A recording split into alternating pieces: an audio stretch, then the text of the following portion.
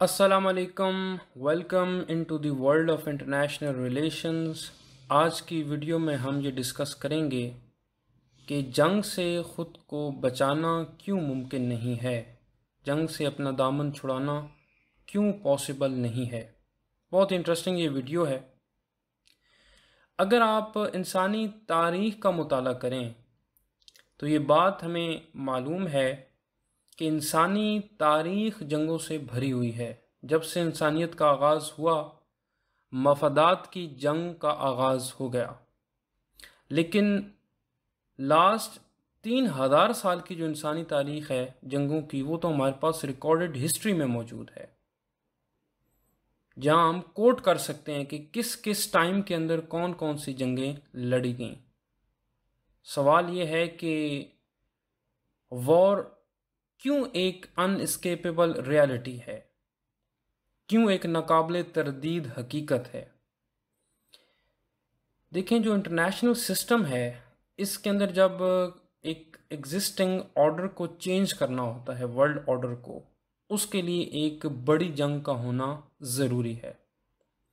अगर आप first world war से पहले देखें तो इंटरनेशनल ऑर्डर जो था वो मुख्तलिफ था। फिर फर्स्ट वर्ल्ड वॉर हुई और उसके बाद एक ऑर्डर क्रिएट किया गया जिसके अंदर लीग ऑफ नेशन मार्ज़ वजूद में आई, और वो ममालिक जो उस जंग के फाते थे उन्होंने उस ऑर्डर को क्रिएट किया और उससे फ़ायदा उठाया। अब वो ममालिक जो इस इंटरनेशनल ऑर्डर का विक्टिम बने, जिनके साथ ज़्यादतियाँ की गईं, उन्होंने इस सिस्टम को बाद में चैलेंज किया, जिसके नतीजे में सेकेंड वर्ल्ड वॉर वकू पजीर हुई, जिसके अंदर यूएस, जर्मनी, बरतानिया, रशिया, तमाम तर ममालिक ने हिस्सा लिया। और जब सेकेंड वर्ल्ड वॉर इख्तिताम पजीर हुई तो जो ममालिक इसके अंदर फाते थे उन्होंने एक नए वर्ल्ड ऑर्डर को जन्म दिया। ये जो वर्ल्ड ऑर्डर है जिसमें हम अभी रह रहे हैं, ये ब्रिटेन वुड एग्रीमेंट के नतीजे में मार्ज़ वजूद में आया, जिसके अंदर हमारे पास World Bank, United Nation, IMF और वर्ल्ड ट्रेड ऑर्गेनाइजेशंस हैं। अब वो ममालिक जो इससे फ़ायदा उठा पा रहे हैं उनके तो ये फेवर में है, लेकिन वो ममालिक जिनको इससे फ़ायदा नहीं है बल्कि नुकसान हो रहा है, वो तो इस सिस्टम को चैलेंज करेंगे। इंटरनेशनल सिस्टम की एक तकलीफ़देह हकीकत ये है कि जो वर्ल्ड ऑर्डर को क्रिएट करते हैं वो तो आहिस्ता आहिस्ता कमज़ोर हो जाते हैं, लेकिन जो इस सिस्टम को चेंज करना चाहते हैं वो अपनी ताकत बढ़ाते हैं, और एक ऐसा वक्त आता है कि वो उस इंटरनेशनल ऑर्डर को चैलेंज कर देते हैं, जिसके नतीजे में एक बड़ी आलमी जंग का सामना इंसानियत को करना पड़ता है। अब ये तो हमने देख लिया कि इस इंटरनेशनल सिस्टम में रहते हुए जंग से अपना दामन छुड़ाना क्यों मुमकिन नहीं है। सवाल बुनियादी ये है कि हम क्यों जंग का मुताला करें, हम इस फिनोमेना को क्यों समझें, हमें क्या ज़रूरत है इस सिस्टम को स्टडी करने की, अपना कीमती वक्त यहाँ ज़ाया करने की हमें क्या ज़रूरत है। तो इसका बड़ा खूबसूरत जवाब लियोन ट्रॉट्स्की ने दिया। उसने कहा कि maybe you are not interested in war but war is interested in you. बेशक आपको जंगों में दिलचस्पी नहीं है, लेकिन जंग आप में बड़ी ज़्यादा दिलचस्पी रखती है, जंग की दिलचस्पी आप में बहुत ज़्यादा है, इसलिए जंग से दामन छुड़ाना मुमकिन नहीं है।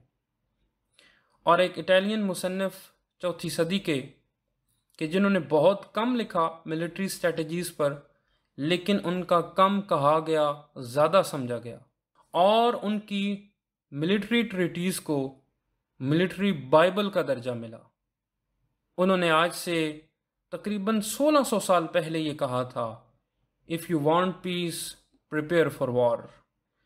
अगर तुम्हें जंग से बचना है, अगर तुम्हें अमन व अमान चाहिए, तो हर वक्त जंग के लिए तैयार रहो।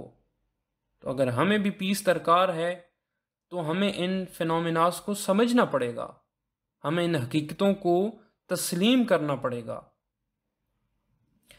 और बड़े खूबसूरत अंदाज से नॉर्मन ने यह कहा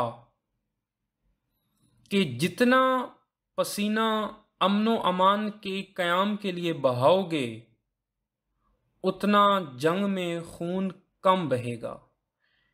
यानी नॉर्मन कहना यह चाहता है कि जितनी जिद्दोजहद अमन व इस्तकामत के लिए की जाएगी, उतनी ही जंग की सख्तियां कम बर्दाश्त करनी पड़ेंगी।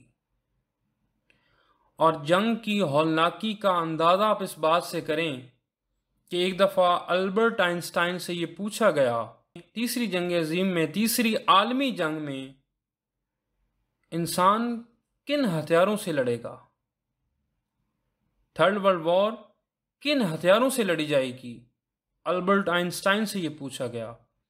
याद रखिए, ये वो वक्त था कि जब सेकेंड वर्ल्ड वॉर ताज़ी ख़त्म हुई थी और उस जंग की सख्तियाँ अल्बर्ट आइंस्टाइन के जहन में मौजूद थीं। किस तरह अमेरिका ने जापान पर एटॉमिक वेपन्स का इस्तेमाल किया। अल्बर्ट आइंस्टाइन ने बोझल दिल के साथ ये कहा कि मुझे इस चीज़ का तो इदराक नहीं कि तीसरी आलमी जंग में हथियार कौन से होंगे, लेकिन मैं ये बात यकीन से कह सकता हूँ कि चौथी आलमी जंग इंसान डंडों और पत्थरों से लड़ेंगे, क्योंकि तीसरी आलमी जंग जो है वो इंसान को वहाँ पहुँचा देगी जहाँ से उसका आगाज़ हुआ था। इससे अंदाज़ा करें कि अब जंग की हौलनाकियाँ बहुत बढ़ चुकी हैं। बर्ट्रैंड रसल ने यह कहा कि एक तकलीफ़देह हकीकत यह है कि जंग ये तो नहीं बताती कौन हक पर है और कौन बातिल पर है, लेकिन जंग सिर्फ ये बताने में कामयाब हो पाती है कि पीछे कौन रह गया है, कौन बच गया है। बाकी जंग डिटरमिन नहीं करती कौन हक पर था और कौन बातिल पर। एक और शोरा आफाक मुसन्निफ का ये कहना कि जंग का आगाज तो बूढ़े लोग करते हैं, लेकिन जंग के अंदर हिस्सा नौजवानों को लेना पड़ता है। यानी बूढ़ों की शुरू की गई जंग लड़ते नौजवान हैं और उसमें मारे नौजवान जाते हैं। और आखिर में एक और कौल यहाँ अर्ज करता चलूँ कि जंग की हौलनाकी ये है कि अमनो अमान के दिनों में नौजवान अपने बूढ़ों को दफन करते हैं, लेकिन जंगी हालात में बूढ़ों को अपने नौजवानों को दफन करना पड़ता है। उम्मीद है आज की वीडियो आपको पसंद आई होगी।